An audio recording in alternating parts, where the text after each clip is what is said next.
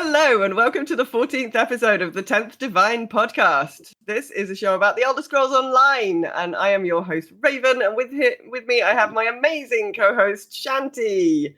How you doing this week, Shanty?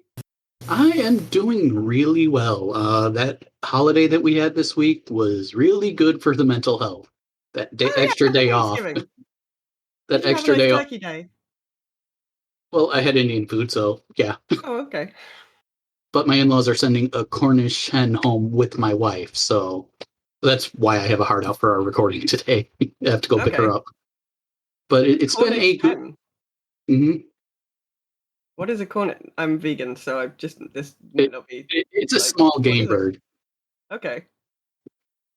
Cool. I'm learning things today. I taught you about Discord, and now I'm learning about small game birds. That's exciting.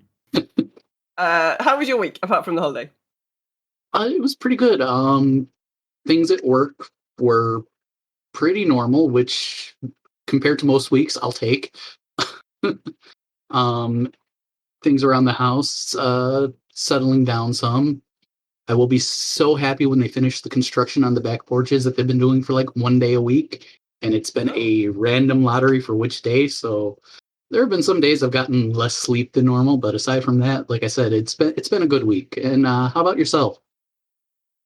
Well, I still don't own any property, and that's exciting.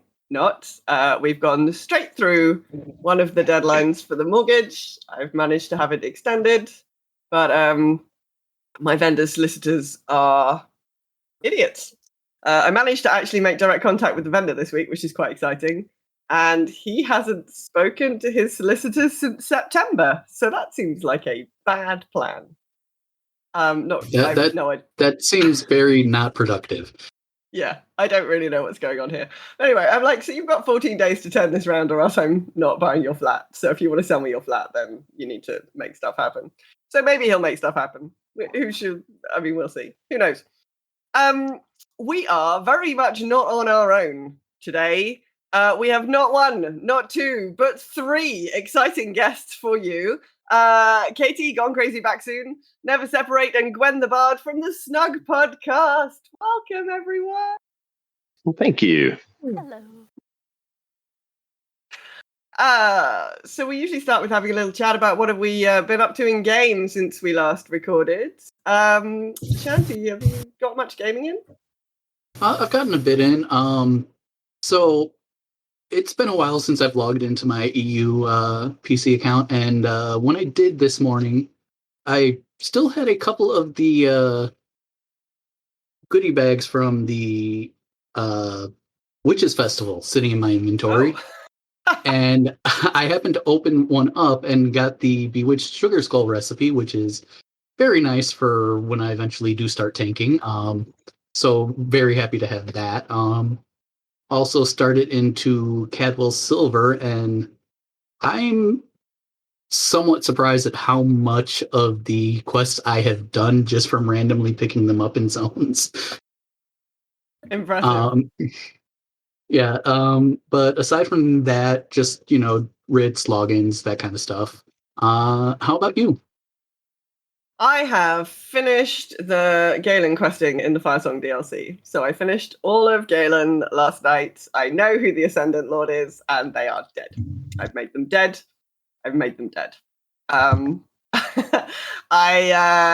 So that's mostly been what I've been doing, just trying to finish off that piece of questing before Dragonflight launches for WoW on Monday evening. I was going to say Tuesday. Functionally Tuesday in the UK, really, but technically Monday evening at 11 p.m. And other than that, not done huge amounts of stuff. It's kind of difficult to concentrate on video gaming at the moment with all the stress going on in my life, which is super, super, super annoying. So yeah, just writs and turning the dailies over and that kind of stuff is mostly what I've been doing. Arguing with my add-ons. I now have my bag add-on and my sorting add-on working together and doing a nice thing, so everything is in a lovely way. So I'm never touching any of that ever again. And yeah, not too much stuff. I enjoyed helping the druids out. I thought that was a good story. I liked it. It made me happy. Snugpod people, What have you been up to? Who would like to jump in first? Well, I guess me, because the other two just just staring at the screen. I don't know. And it's frozen on my screen. Oh no! I was spacing out a little. Yeah. What have I been up to? Kind of the same thing as you all, honestly. It's been a lot of daily turnover, a lot of writs. I have been doing some of the event, but not as much as I would like.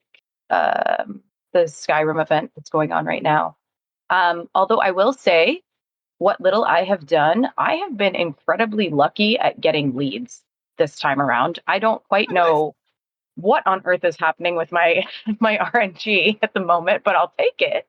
Because it's been a lot of leads for antiquities, and I've gotten quite a few style pages and motifs and stuff to drop, which I know is increased during events anyway, but it's been pretty good. I've gotten some stuff that I haven't gotten before, which I was kind of surprised about, because when the Harrow Storms first came out, I was doing those a lot. So it's been nice to get some of the catch-up stuff that I hadn't gotten before. And it's good for guild store selling stuff, which is great. Yeah, nice. Yeah. Nice. Gwen, what have you been up to? A lot of Harrow Storms as well. And then I too have killed the Ascendant Lord. They are now dead. Very dead. And that was a wonderful quest line. That's about it. Never? I have been just trying to do some of the event stuff when I've had time to get on, which hasn't been just a ton, but I have not done the quest line with the Ascendant Lord, but I guessed who it was during the High Isle quest and saw a spoiler, and I mean, I was right, but I guess that spoils that quest for me. But I've been doing just Harrow Storms daily quest just to get event stuff done, and mostly just trying to collect tickets so that next time around I can get that final piece for the hourglass. So I put that puppy in my house and turn the lights out, because I don't like daylight because my lights don't look cool during the day. That's about it, though. I haven't really had a whole lot of time to do much else.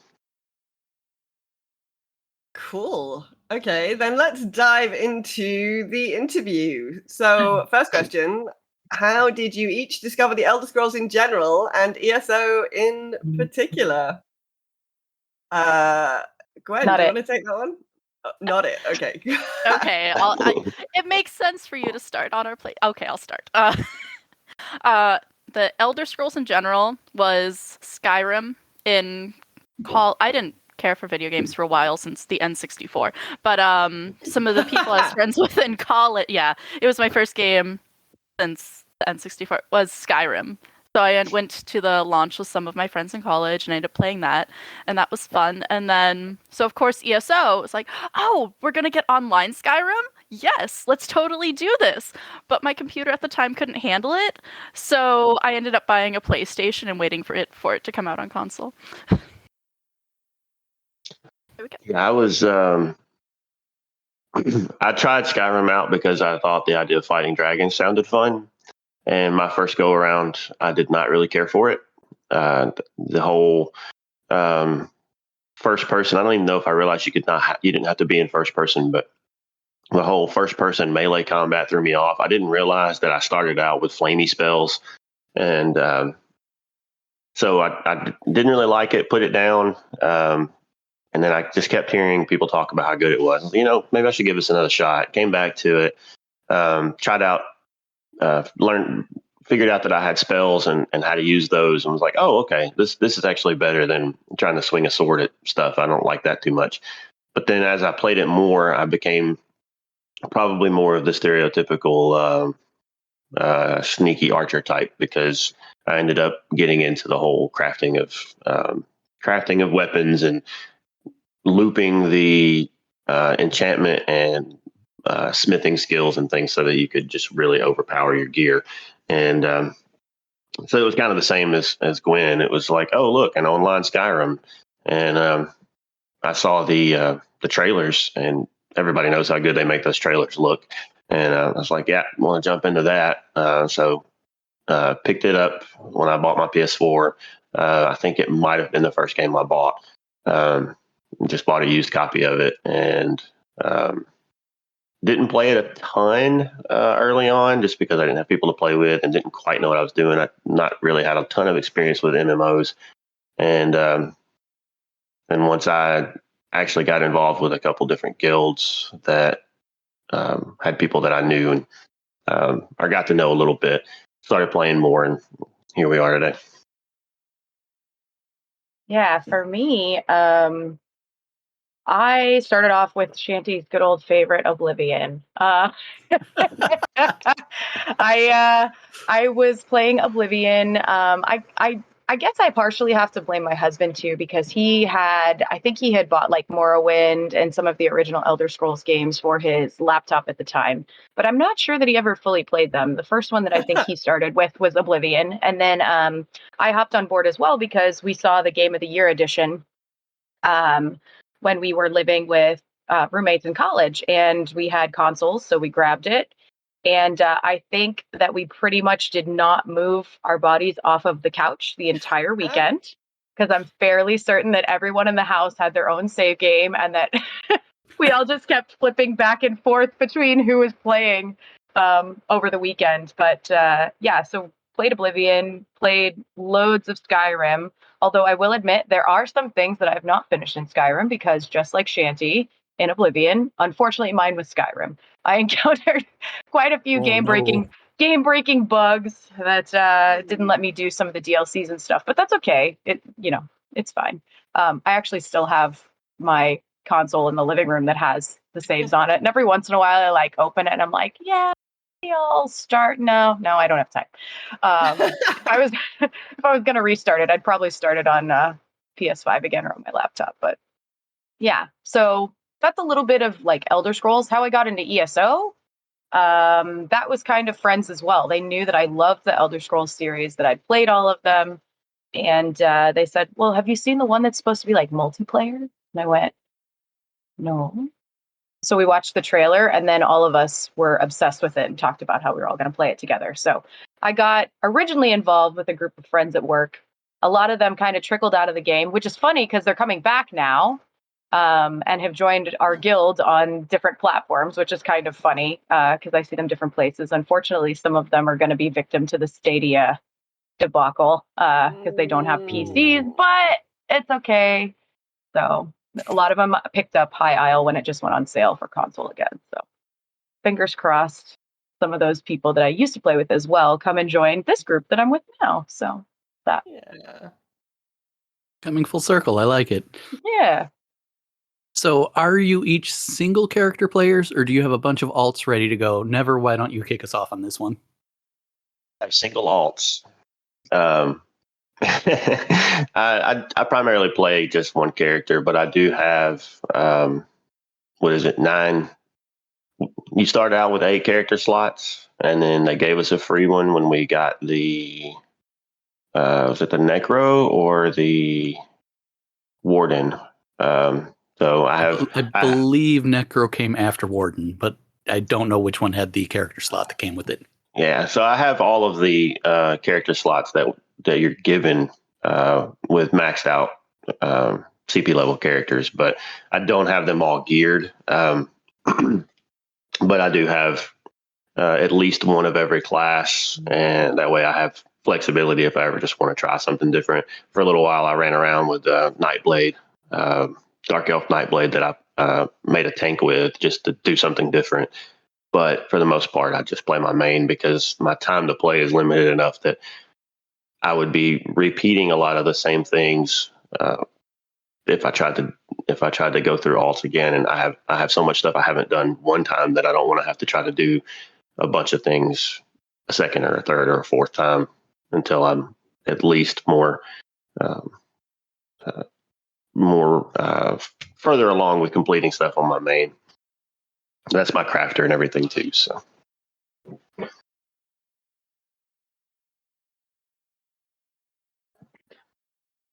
I'll go. Okay. So for me, I have not alcoholism, but I have 2 platform problems. So I have, yeah, I know. As he holds up as Shanty holds up his 3 in the camera, I know. I mean, it's not a competition. technically- It's not a competition. Technically 3, because I do have an EU PlayStation character too, but she's only a level 3, so she doesn't count. Yeah, so I have my main on console, who I started with way back, vet ranks. Like she's ancient in ESO terms, I guess you could say. So she's my Standblade. She's my main. I do have probably 4 other alts on my PlayStation account, but honestly, none of them are past level 35. Because I usually like go through and level a bunch of them during a double XP event. And I'm like, oh, that was fun. I'm going to go back to my main because that's the one that has all my achievements and stuff on it. But now with shared achievements, I guess I'm still in the old mindset. I haven't gotten away from that. On PC, my main over there is pretty much a duplicate of my PlayStation one. She's geared a little bit differently. But that's just the nature of like what time I've had to do different content on the different platforms. So they're almost a mirror of each other, but not quite. And I only have 1 other alt, I think, right now on PC. And again, it only made it to level 25. It's a level 25 Sork, and I was like, that was cool. I'm going to go back to my Nightblade. I need to branch out. I also only DPS at this moment. I do have a tank on PlayStation. And I have used her in content before. I do like tanking. I don't know. I love to DPS, I guess. I don't know. Sleepy ass. Well, that's true too. For me, it's painful to have more than one character. Yes. So yes, I had this is the correct answer. Like, I had my first character, and then we got one Tamriel, and I hated playing her once one Tamriel dropped. So when we got Morrowind and the Warden came out, I was like, yeah, let's try this. I've made one other I've made some like piddly characters out of like, oh, this is a cute idea, but no, they don't last long. Because what's the point? I had even just recently, I decided even with my crafter, my first character, because she kind of turned into my crafter after that. I can just do it all in one character now, especially now that we have the armory. I have so many skill points and everything's unlocked. It's like, all right, I can do all my classes, I can do my crafting, there is absolutely 0 point for me to be having multiple characters when I know I can do everything on one. It's just extra time that's not needed. And I thought about it. I started leveling up because I do have 3 CP characters. And I thought about leveling up. Some of them were trying out more of them once I reached 810. But then we got the new champion point system, and you go past 810 like 3 weeks after that happened. So it doesn't matter anymore. Just gonna keep sticking with the one character. That is the right answer, for sure. How did each of you get your start in content creation? Katie, why don't you lead off with that one? I'm pointing at the guy at the bottom over right there. That guy for me. Yeah, I'm pointing at you. Pretty much, I blame Never little bit with this. Yeah, you're welcome. No, thank you. Because now I have 2 podcasts. I don't know what's happening here. But yeah, he was kind of the one that was like, okay, well, I mean, this kind of goes a little bit, I think, into probably one of the other things you'll ask us, but without bleeding into the next question, I'll say it was mostly Never, and also just some extra life stuff as well. I wanted to get more into creation for when I was streaming for Extra Life, which is a charity fundraiser with Gamers for Kids. And so I think both of those things kind of just meshed together and pushed me into, okay, let's see what you can do, see what you can start to create with what we have. And the great part about Snugpod, which we'll probably get to in a little bit, is the fact that we run it all from console, which is very different than a lot of other things. So, yeah. Yeah, totally. Well, Never, why don't we go to you? Yeah, so I probably just I guess by listening to podcasts, thought, hey, that sounds fun. But it was always kind of a deal where it wasn't something I wanted to try to do on my own. I wanted to make sure that I had people that I enjoyed doing it with. And we, and again, it's kind of hard to not answer these two questions together, but we had our group. We not as actively at this point, but we started doing what we call Treacherous Tuesdays. And it was the night that we set aside to get together and run dungeons. And we took the dungeon list and we just started at the top and went through all the way from top to bottom. And the goal was to get everybody through each dungeon at least one time. So we just did one dungeon a week.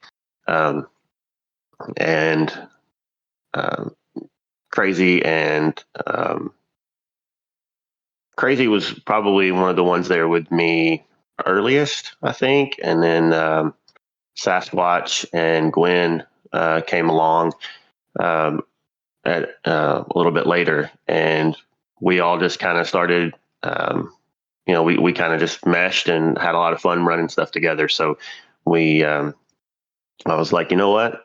I think these might be the people that I would like to try to do the podcast with. So we'll share the idea and yeah, so I'll let Gwen answer before we get into the next question. Before you get too far in. All right. So I started trying to do content creation back at the beginning of 2020 because one of my friends said, because I went to the Greymore reveal, I was required to be a content creator now, and he even helped me pick out my new username. So before 2020, I was not known as GwenTheBard. I was known as something else. And my PC account and everything is still labeled as that. Not that I use it, but it's there. And but I was then, the world happened. And I'm like, you know what? We'll just set this aside. We'll be fine for a while. And then never happened. And now here we are. All right, so it's all Never's fault. Is this what we're hearing? It's all Never's fault. It does sound that way. Yeah, that's what I'm hearing. Because we love you.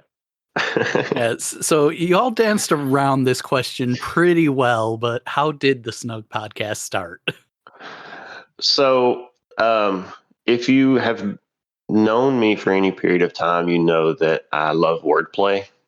And just doing silly things with combinations of words. And so, Treacherous Tuesday, I guess that probably started because I was like, everybody does World Boss Wednesday, playing with the W's, so I'm going to play with the T's. And the idea for the name actually had been in my head for probably at least a year. Just something that I've kind of played around with. I think I even maybe shared it with people, with one or two people, just the idea that I had.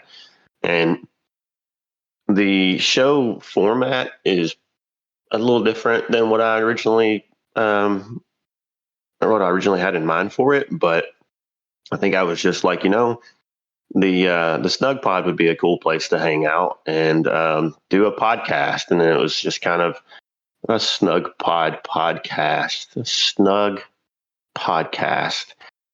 And it's like, yep, I'm rolling with that. That's going to be it. If I ever do a show for the Elder Scrolls, then that is going to be the name of the show. It's going to be Snug Podcast. And hopefully nobody else is as clever as I and thinks of that name before I put it down on something. And so I jokingly call myself clever, but it's actually never, so don't get it confused. But yeah, so I was like, you know what, Snug Podcast, that's going to be it, and I just need to find some people to do it with, and that's what I've mentioned earlier. Just as we all kind of got together and started playing, that this became our group. So here we are. Yeah, he kind of brought it up to me a while beforehand, and it was like, yeah, that sounds great. When am I going to have time to do that? I have no idea when I'm going to have time to do that. How am I going to do that? And I was like, I don't get online till 11 p.m. at night Eastern. How do you expect me to do a podcast? Like, what are we going to do? Right? That's what I was thinking. It's like, I I stopped doing content creation for a reason. It's like, what? There's no time for this. I never started. That was what it's like. So it was one of those ideas that kept coming up every once in a while. Like we would run dungeons for a few weeks and then I would get a message and it's like, so yeah, I'm really thinking about the podcast. Okay. Yeah. All right. Well, we'll figure it out. And then like one day he said something to Sasquatch and Gwen and it was like, yeah, let's do it. And we were both like, what? Is this actually it's happening? This is happening. Oh God, it's happening. Oh God, it's happening. So yeah. And then we got the ball in motion. We got everything together pretty quick. I would say it was like 2 weeks, maybe. Oh, wow. Yeah. Wow, that is amazing. Yeah, it was like, great. I made this account. Okay, how are we recording this? Okay, does everybody have headsets? Yep, great. Like, how are we going to do this? And then it kind of came from the idea of also like, well, what if we just do it in party chat and then we stream it on Twitch or on YouTube and we figure out how to share it and then we share the audio later. And that was kind of a process, but I think we've got it pretty down to a science now. We only forget to move our controller every once in a while and one of us gets knocked out mid-show. Because that is the problem with being on a console when you're sitting chatting. You don't always move everything and then all of a sudden somebody disappears and, well, eventually they log back in. But yeah, so it was definitely a different process than some of the other content that I personally have done so far, but I love it because I love that we get to tell people like, hey, you don't have to have a camera. You don't have to have all of this fancy stuff. You know, Never's idea was truly to make it doable for everyone. And I think that was really, really cool. So. Yeah, I do enjoy how accessible podcasting is now. My my World of Warcraft podcast has been running for over 10 years. And in 2010, podcasting was a bit of a faff. There was a lot of messing around with Skype. There weren't any kind of easy to use podcast tools. There weren't any kind of easy editing tools. It was all a bit of a nightmare. So I am enjoying how kind of accessible the content creation podcasting space is now for people. You don't need anything fancy. It's all fine. You can just do it all for free. Anybody who's ever listened to our show and thought, man, this sounds so professionally done. No, I do all of it from my phone. So, yeah. Okay, which, I mean, I don't do a lot, but yeah, I mean, it's just a quick edit of the dead space at the beginning and at the end. Most of the time, it's usually all that's involved. But yeah, I just do it from my phone and upload it from my phone. So all you need is a console, a mic, and a YouTube account, basically. Amazing. So this is the part of the show where I remind you that we are part of Bonus Roll Productions. You can find our show and lots of other great MMO-focused podcasts, such as Girls Gone WoW, a podcast reborn and for Azeroth over at bonusroll.gg. You might be the only podcast with a tree show pre-show. That's so cool. If viewers turn up to the stream during this, what kind of shenanigans might they expect? I think Gwen should take this one. Okay, go ahead. Okay, it is varied. It is very varied. Who's ever recording when we're starting our tree show pre-show, we might not even actually be in the tree yet, because there have been times where we're still getting together. Someone's still dealing with kid aggro, as we call it. So we might have started recording. We might be hanging out for a bit. We'll be interacting with the audience, actually figuring out what we're going to say on the show. If we're going to cut anything from our notes as we all slowly get into the Snugpod. So it's a lot of basically pre-show is all of our extras. And those you can always watch afterwards in the post-recording on the YouTube, but it is taken out of the actual podcast. Yeah, never tends to, I don't know if this is what he was going to say, but never tends to razz Gwen and I a lot during pre-show. We also tend to razz him back because usually if he's not there, it's because he's managing his inventory. That's his normal shtick. It's like, hey, let's do something. Oh, I'm sorry, I have to manage my inventory. Like, bro. Yep. What? Yeah. So I don't want to steal his thunder. I don't know what he was going to say, but pre-show, tree show is usually a lot of terrible puns, sometimes about bears or trees or each other. The missing show of the bears. The missing show. I believe there was one that involved dragons. Yeah. I was there for that one. Yep, that one you were there for. Yeah, there's a lost episode. It's the bear episode. It was an entire episode that we recorded and lost, and it was full of bear puns. That's all we did was speak in bear puns. All we talked about the entire 45 to an hour was bear puns. And sadly, it's a lost episode. It will never be found. We thought about re-recording, but we knew it just wouldn't be as well as good or done as well. So. Oh, that's really heartbreaking. Backup recordings, always backup recordings. It's a console life, though. So. I don't know. I think that was one of those times. Was that somebody was recording from a new device or something, and either when you got your PS5 or Gwen was trying to record from her phone or something? No, it was my phone. It was when I was away from stable PlayStation internet. Yeah. I did not get a PlayStation to work on that internet. I actually think you were on your phone and I was on my PS5, and I hadn't set it to record audio yet. So the only audio we had for an hour was just never talking to Dead Space. Yeah. Was Sasquatch not there for that one? No, that's why we were talking about bears. That's why we were talking about bears, is because he wasn't there. Yeah. Okay. Yeah. So, womp womp. Yeah. Yeah, there's a lot of shenanigans that take place. It's entirely possible somebody may come in and get mad at me if they hear some of the things, because you tend to behave a little differently with people who know you and know that you are joking about things. And there's probably been times that I've said stuff that if somebody didn't know me and thought I was being serious, they would probably bite my head off, send dragons after me or something. But yeah, you mean like age for email? Oh no, I'm completely open about that. Yeah, you can't use email unless you're 42 or in 6th grade. So, well, I sneak in there. That's nice. I'm not allowed to use email, apparently. Yeah, it's good you run the show email. It's good I run the show email. I am permitted to use email. That's good. That's good. And useful for my professional life as well. So yeah, that's been a long running joke, and I don't even remember how it started at this point, but. Yeah, it's just another one of those nonsense things. But yeah, who actually Crazy, was that you that came up with the name for Tree Show Pre-Show, or was that you, Gwen? No, it started with a tweet, right? Yeah, it was a tweet one night. I was like, what can I do that can be like a pre-show situation, that will get people's attention? And I was like, we're in a tree show. We are Tree Show, and we're in pre-show, pre-show. So now it's become a thing. Yeah, it's stuck. I like it.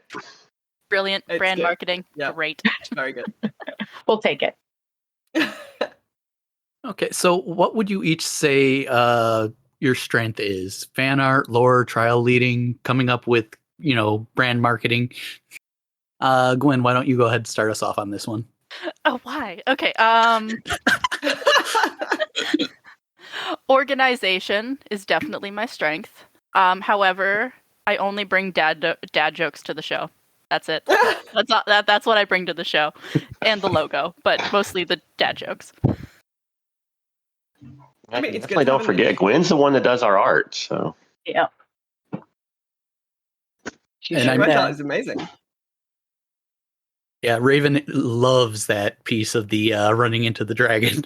Yes, I really loved it. I really, really loved it. Your art is amazing, Gwen. Dragon! Oh, it's incredible. So for any of you who don't know, when we were on Tales of Tamriel, I was recounting as part of my tales about how I'd literally just run into a dragon and elsewhere. I didn't notice it was there at all, and just was like, oh, holy shit, there's a dragon here. And Gwen has captured this moment in her wonderful art style. And it was on our feed and on Twitter, and you should go check it out if you haven't seen it. we've got it. It was great. You caught me when I was drawing. I was just finishing up a drawing. I'm like, oh, this is hilarious. And the story was so good. I loved the story. Like, this is such a well done story. I can picture this. It's great. We're there. Yeah, descriptive storytelling is perhaps one of my strengths. I don't know where we were now. Katie. One of my strengths is playing the game while asleep with my eyes open. I mean, that's a solid skill right there. I mean, it's become a running joke amongst us that I am the sleepiest of the group, i.e. When we're doing anything, including recording the show, sometimes in the middle of the night, I am potentially half asleep, but still somewhat cognizant, I guess. She has helped me get really good at healing. Yeah, that is true. That is true. I am really great at helping my friends out. I guess we'll put it that way. No. Yeah, I mean, I think in terms of strengths for the show, we all have different things we do. I tend to put together the show notes very quickly in some sort of a way that they can semi-understand. But in terms of like game stuff, I wish I had more time to be able to lead more content and do things like that. But for me, I'm just very active in the community. I like to try and keep people engaged. If it's kind of quiet in chat, I love to kind of pop in and speak up and see what people are doing, because sometimes that's all somebody needs to make their day a little better, you know, just somebody to say hi to them. And gaming community, I think, has gotten such a bad rap for so long that I love being kind of the opposite of that and letting people know that, like, no, gamers are friendly. They make a huge difference. They're fundraisers. They are just incredible people. And you don't have to be sitting in the same place or in the same room with those people to build a relationship and to make a separate family. And that's what's so amazing. And then sometimes they lead to actual family or friends. Like, I've met both Gwen and Never in real life and spent time with them now. And that is such an amazing thing that all stemmed from this game. So very cool. Yeah. So cool. Never. Strengths. Meta tanking. I have the most complete, awesome tanking build in the world, and everybody ought to be using it. It's indefensible. We have to remind him to turn the tank build on, because sometimes he forgets. Okay. Yeah. I have been known to go into something without being set up as a tank, but my tank build is super meta, and that's complete sarcasm, because it's the most ridiculous setup probably ever for a tank. And so I just like to try to do things differently and see if I can push them.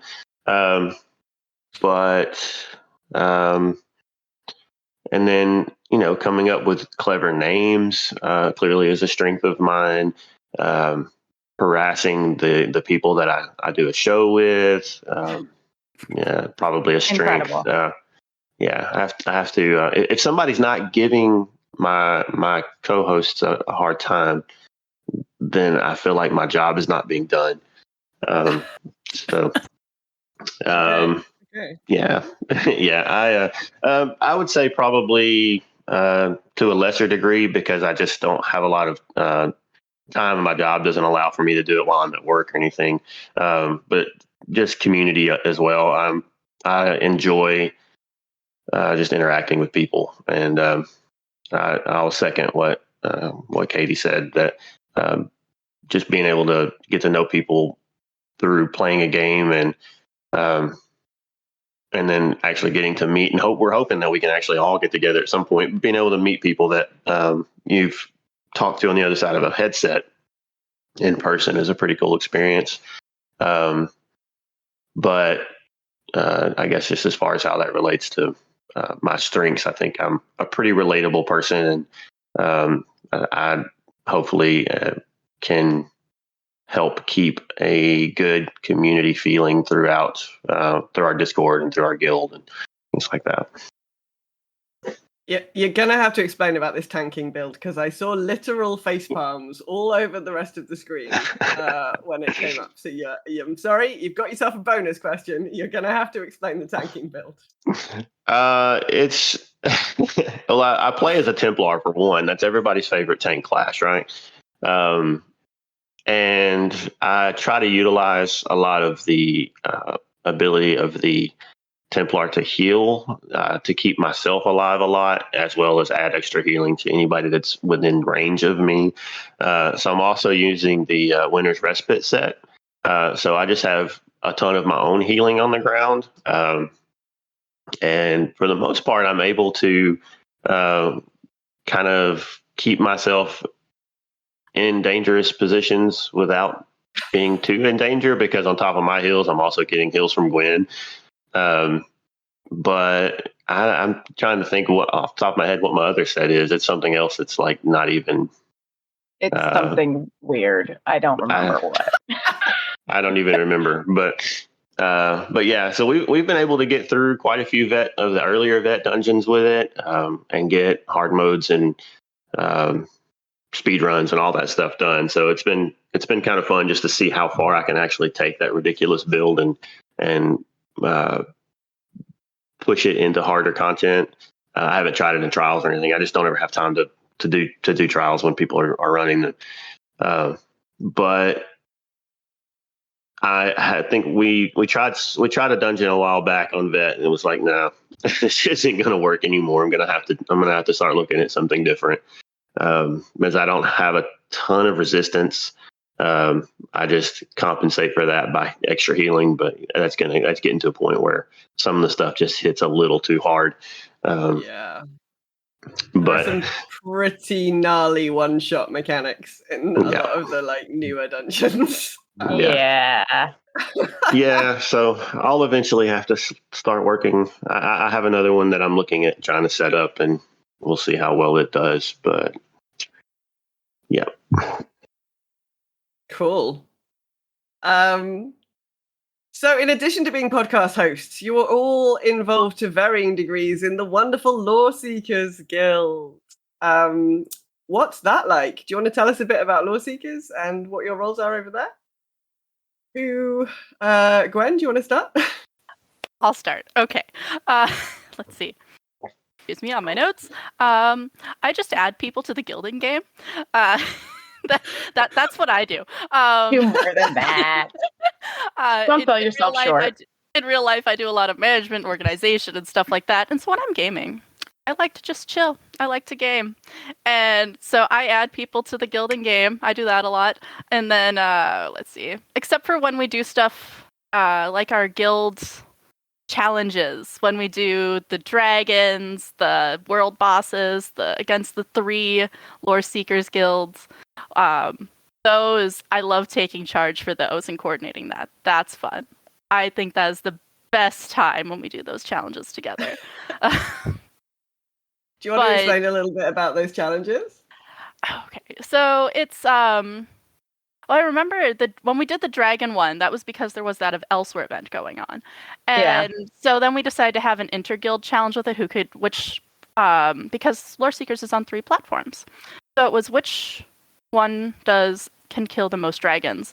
And on PlayStation, well, we have a lot of members. We just don't have a lot of active members.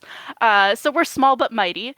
And it was, how can we divide this? How can we work together to do the best thing? And that's fun. I find doing stuff like that, coordinating that's really fun for me. Like the trials, it's stressful. It's fun.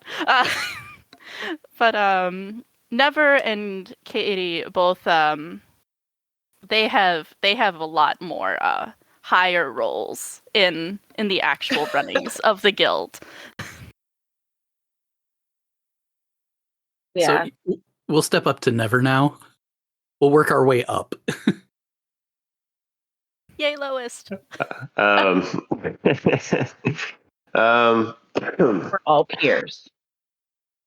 Yeah, so I'm a big believer in teamwork and not trying to place any one person, myself included, on any kind of pedestals. I have always, since becoming GM of the PlayStation Guild way back when, have always tried to also have a co-GM, somebody that I give as much authority as I have, and I've always tried to have. I've always tried to have a female in that role, with the intention that there's some balance there. I know some people may be more comfortable going to Katie than coming to me with stuff. So, and who I've had in the past, kind of the same thing. So I like to try to balance that out a little bit. And then we run this as a team, and my name in the guild may be at the top, but if anybody ever has any doubts, Katie's definitely she's right there. And of course now she's GM over the entire guild on all platforms, so she outranks me officially now. But yeah, I definitely just prefer a team approach versus one person is like the head honcho kind of scenario, because you never know when that one person may not be available, or it's easy to let that kind of stuff kind of go to your head if you're not careful, and like, ooh, I'm in charge, and I don't really want to be that kind of person. So I think having the setup that we do, where it's just a team approach. I don't try to make anybody that is technically under me in rank feel like I'm the big boss in the guild or anything like that. And so I think we've done a pretty good job of making a place where people of all kinds of different backgrounds feel pretty welcome, and I think that's something that we're all pretty proud of. For sure. Yeah, Never brought me on as co-GM for PlayStation a while ago, and that was a bit of an adjustment too, because again, time.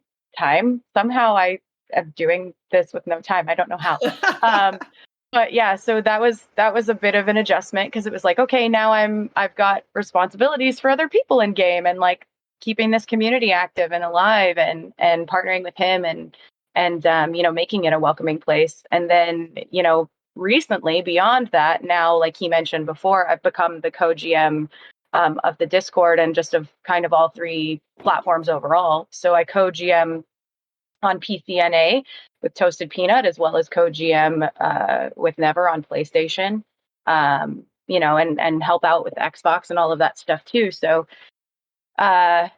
running such an active and large community, I think our Discord has currently around 1,900 people in it, amongst all three platforms. So it can be a challenge kind of keeping track of everyone and making sure everybody's good and there's no,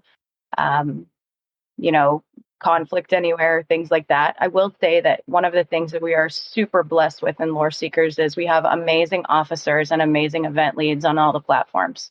And that truly is what keeps things rolling, because they are the lifeblood, if you will, of the guild, because they're the ones that take care of all that stuff and keep the guild active in the game. And it's incredible that Jibs and Cash kind of built this community, and that it's been passed a few times now to different people, just because of life things. But it's pretty incredible that it is such a large family that remains so active. And it's pretty rare to see three platforms, 2 consoles and PC, like crisscross with each other.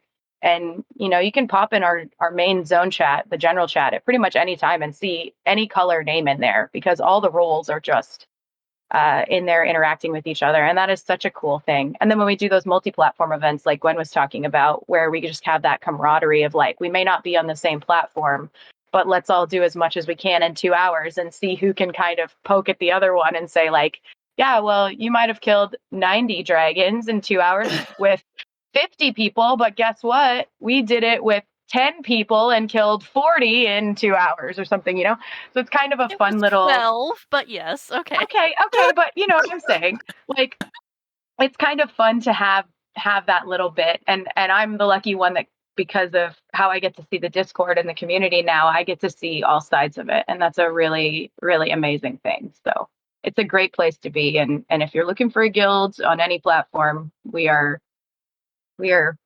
hopefully fun people to be around. I would say so. Yeah, I would say so.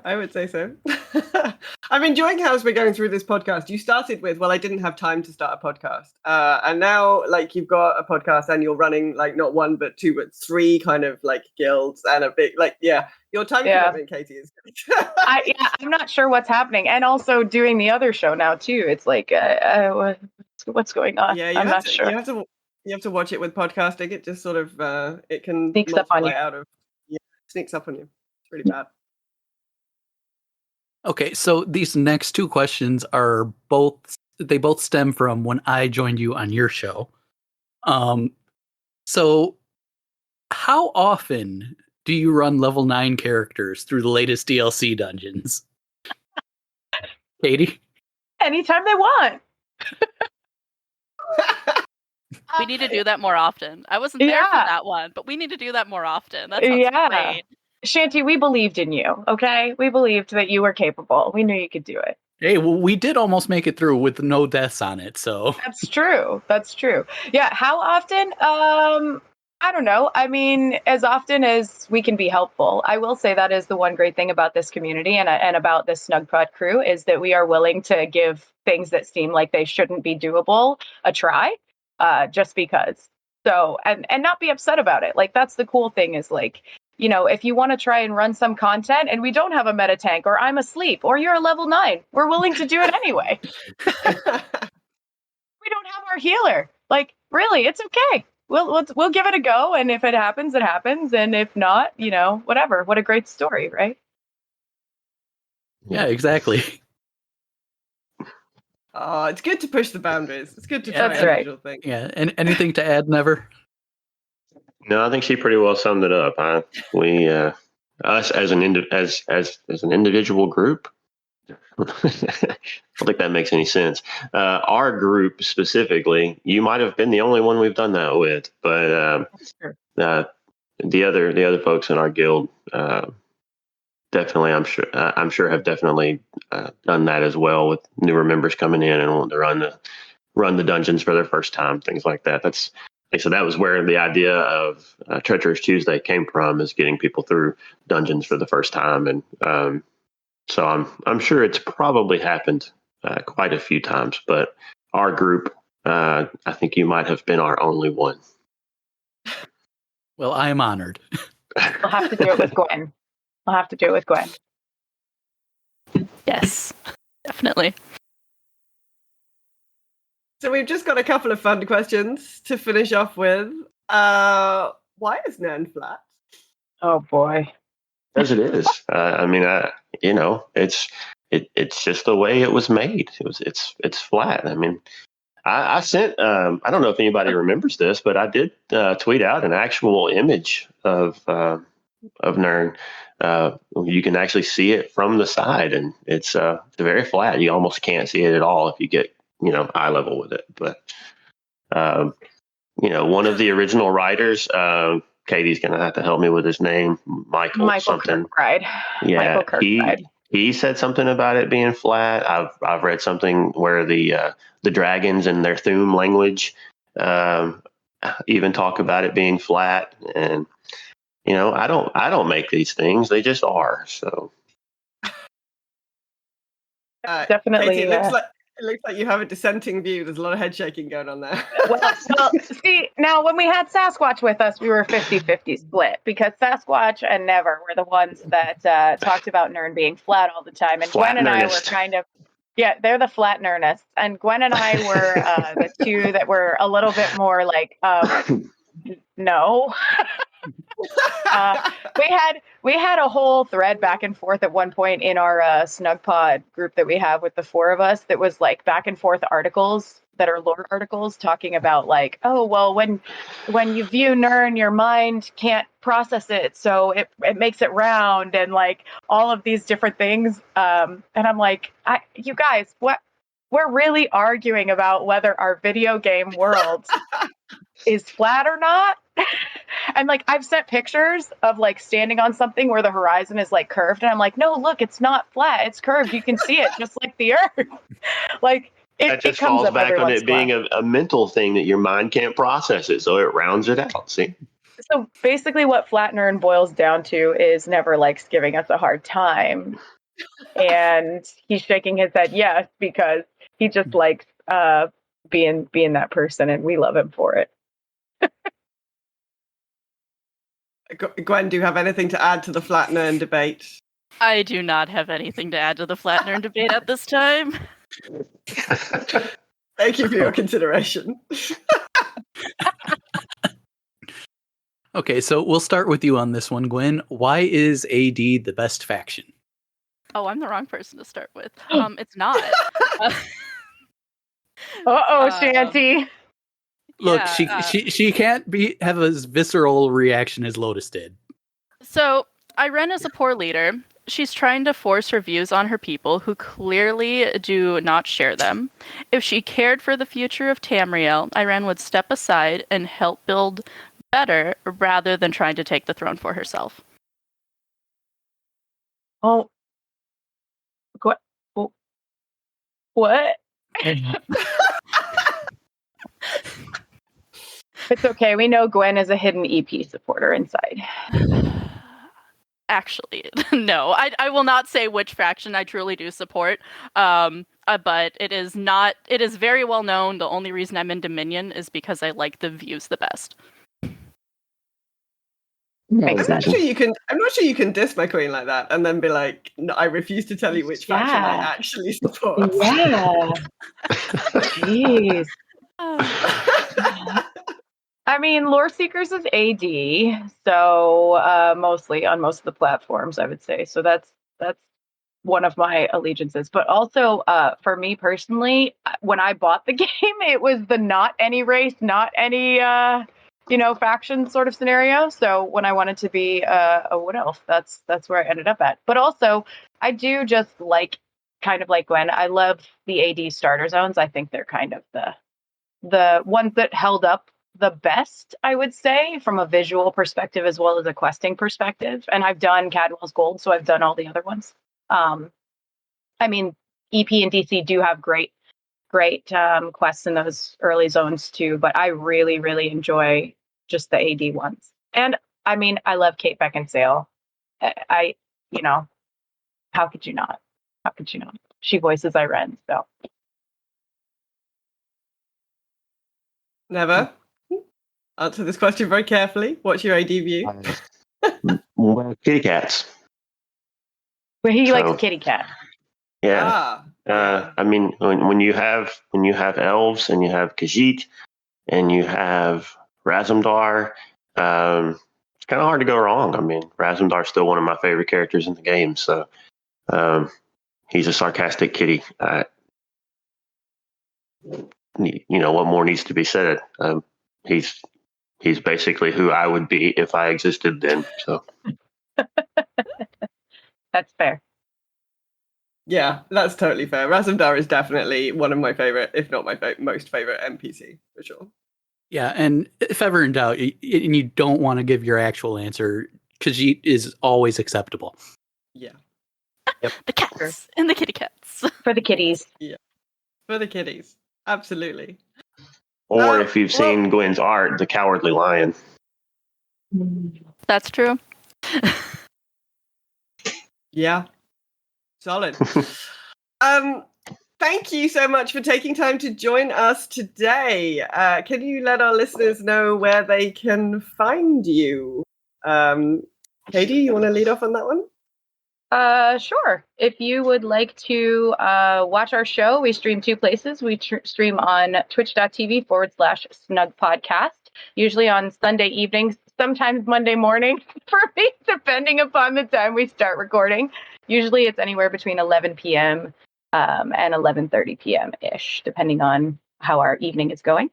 You can also find us on YouTube at Snug Podcast and follow us on Twitter at Snug Podcast as well. And then what about everyone's favorite? I know you want to say it, Never, the email. Yeah, I'm not old enough. Okay. Well, fine. Gwen's just smiling. It's snugpodcast@gmail.com, right? Yep. I don't have that in front of me, and I never use it because I'm not old enough. So I don't. Right. You know, Raven, I'm having flashbacks to our appearance on Tales of Tamriel. Oh, yeah, that was bad. Yeah, plug your show here, and we were like, oh, but we haven't got our show notes in front of us. Like, no, I don't. We've got an email. We've got a thing. I don't know. Speaking of Tales of Tamriel, let it be known we do have more listens than they do episodes. Oh my gosh, he couldn't let it go. He couldn't let it go. We love our friends over there, so. We do. They're so supportive and great. Gwen, can you tell them how they can join the guild too? They can join if you wish to adventure with us on any of the 3 platforms. You can join Loreseekers by visiting loreseekers.club for all of the links. Yeah. And you can find our show on pretty much anywhere that podcasts are. Spotify, Apple, Google, anywhere else that they've been scraped from at this point for any of the podcatchers, because everyone in here knows how that works. And if you listen on Spotify, they've added this new thing where you can leave comments on the on the show. So in the last couple of episodes, that's been a thing. So if you want to tell us how ridiculous our show is, go for it. Well, that is news to me. I'm going to have to take a look. Sounds like a bad plan given how the internet works, but okay. We can just ignore the comments, you know. We won't necessarily read them live on the show, but we will read them. And if they want to follow you individually? You can follow me on Twitter. One of my only spots that it's different is at Katie Stunt Show. That's a joke from when I was younger because I'm klutzy. So you can find me there. Or, of course, you can find me in Discord at GoneCrazyBackSoon and on PlayStation at GoneCrazyBackSN because of character limit. Gwen? You can find me in Discord and on Twitter at NeverPlaysGames. I am on all of the things. However, the only place I am active, you can find me, is GwenTheBard on Twitter. Yeah, I would say give her a follow for sure if you like art, because she posts some really cool stuff. So I am going to be trying to post more art into the new year. Yes. Yes. Yeah, I'm a pretty boring follow. I'm not active, but Gwen's got some cool stuff to check out. Yes, definitely follow Gwen on Twitter. Thank you so much for tuning into the show. If you've enjoyed it, please let other people know and give us a review wherever you're listening to it, or comment, I guess, if you're listening on Spotify. Rating and reviewing the show will help other people find it. You can also give us a review over at the Bonus Roll podcast directory. Go to bonusroll.gg/directory to find it. If you want to get in touch with our show, you can find us on Twitter at 10th Divine Pod, or you can email us at 10thdivinepodcast@gmail.com. If you want to find us in other places, you can find me, Raven, over at Girls Gone WoW if you're a World of Warcraft fan, or if tabletop RPGs are more your thing, check out As the Dice Roll, where I'm part of the crew of the Cautious Optimism.